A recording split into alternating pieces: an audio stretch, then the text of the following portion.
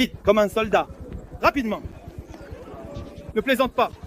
Bouge, bouge vite, vite, vite comme un soldat. Ces images, tournées plus tôt cette année, montrent un revers militaire spectaculaire en République démocratique du Congo.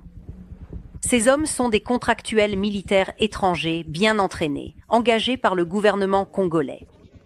Entourés de caméras de presse, ils sont rassemblés et expulsés du pays par le groupe rebelle connu sous le nom de M23, que l'on voit ici en uniforme.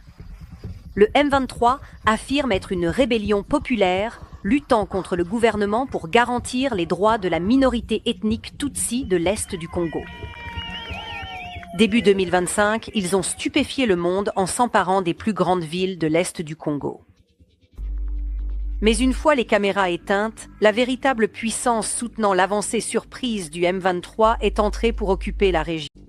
Il s'agit de troupes du petit pays voisin, le Rwanda, identifiées par des sources du renseignement qui se sont confiées à NBC News.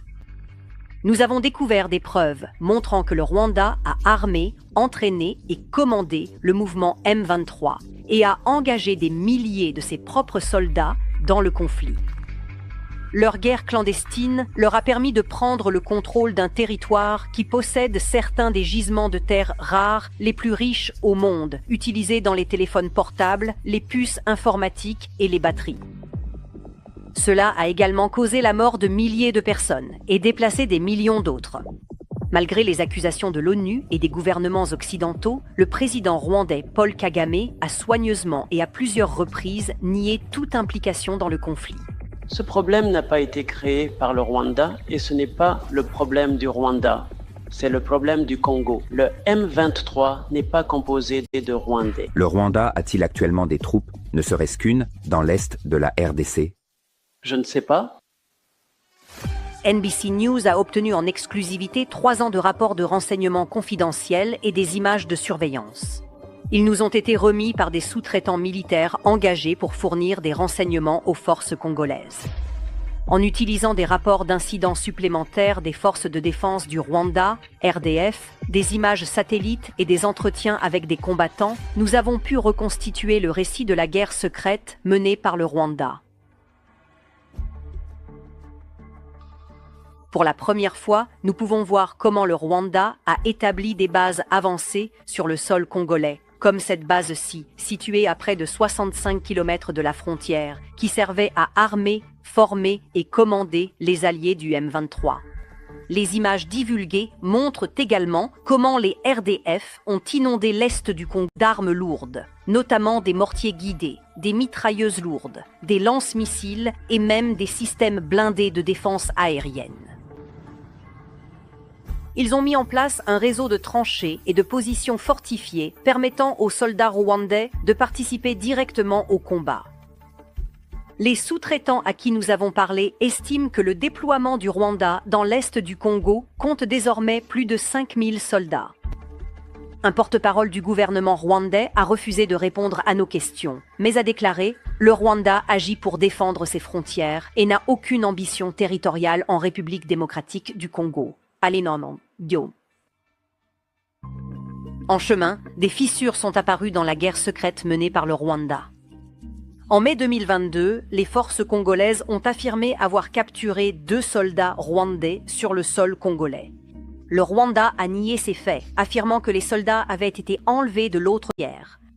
Mais NBC a obtenu le rapport interne des forces de défense rwandaises concernant l'incident, confirmant que ces soldats ont été capturés alors qu'ils participaient à une attaque du M23 contre une caserne militaire congolaise. Le rapport recommande une sanction pour leur commandant, qui a permis à ces soldats de participer à l'attaque tout en portant des insignes militaires rwandais. Pour préserver le secret, le Rwanda a commencé à équiper le M23 et ses propres troupes avec les mêmes uniformes et équipements non identifiables, rendant presque impossible de les distinguer les uns des autres. Pour éviter la capture et l'identification des systèmes d'armes rwandais, il les faisait passer chaque nuit de part et d'autre de la frontière vers le Rwanda. Les RDF retiraient les corps des soldats rwandais morts du champ de bataille, et lorsqu'ils ne le pouvaient pas, ils les dépouillaient de toute pièce d'identité et d'insigne. Malgré ces mesures, le nombre croissant de morts devient de plus en plus difficile à dissimuler. À l'aide d'images satellites, nous avons compté un à un les sites funéraires dans ce cimetière militaire rwandais. Depuis 2021, le cimetière s'est agrandi de plus de 900 tombes. La plus forte augmentation a eu lieu entre la fin 2023 et le début 2024. Durant cette période, l'armée congolaise a mené une vague d'attaques de drones à l'intérieur de ses propres frontières. Il y a eu tellement de pertes rwandaises qu'ils ont failli perdre la guerre. Cette frappe de janvier 2024 a détruit une base des RDF et un dépôt de munitions près du village congolais de Kiwanja. L'attaque a tué des officiers rwandais qui formaient des recrues du M23. Un porte-parole du gouvernement a refusé de répondre à nos questions sur les pertes rwandaises, mais a déclaré que notre reportage sur leur cimetière militaire n'a, je cite, « aucun fondement dans la réalité ».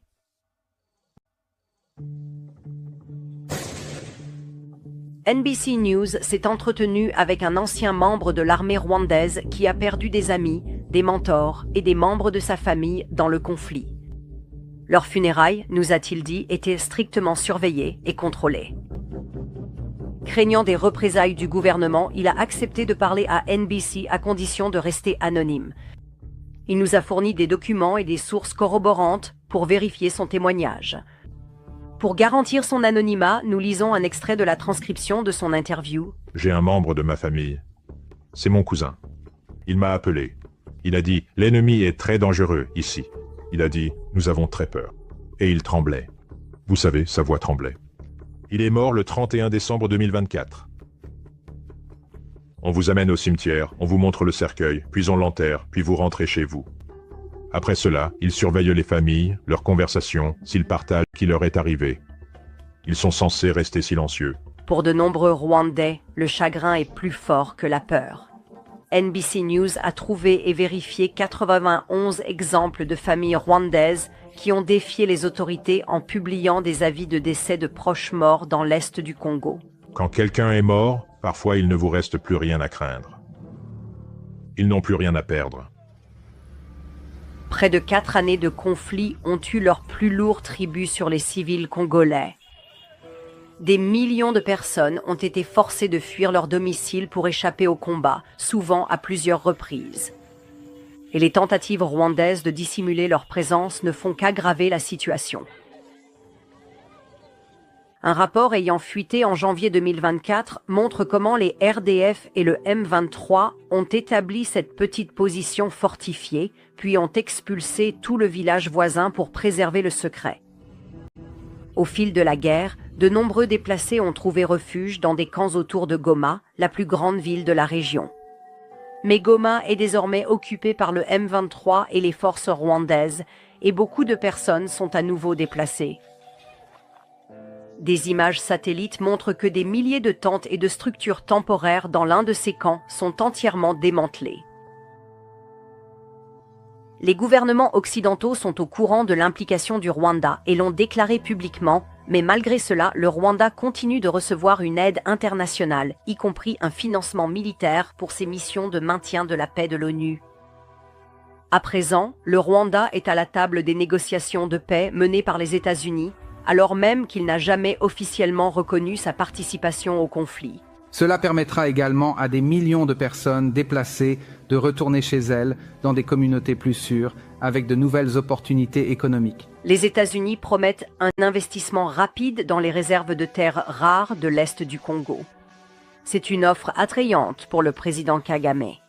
Selon l'accord proposé, le Rwanda profiterait de cet investissement minier et sortirait du conflit sans avoir à rendre de compte pour sa guerre secrète.